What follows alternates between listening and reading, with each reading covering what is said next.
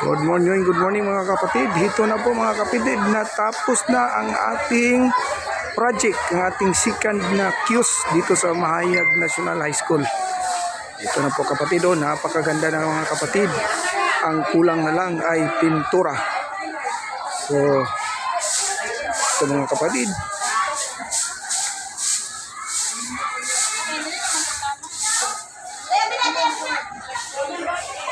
Ga, unsa ninyo bangko ga? Okay ni ga?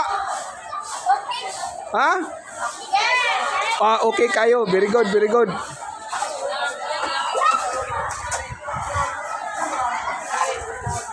So mga kapatid, ang nagamit natin na number of pieces sa Eco Blocks is 162 times 1.5 kilos ng bawat isa is 243 kilos ang plastic waste. Ang Eco Bricks ay 105 na may 700 grams per piece na waste plastic. So ang total po mga kapatid is 73.5 kilos.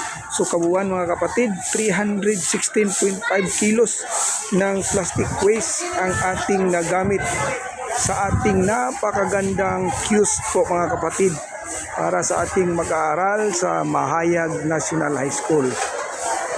Mga kapatid, napakaganda mga kapatid. Hindi makakalain na nagmumula ito sa basura mga kapatid.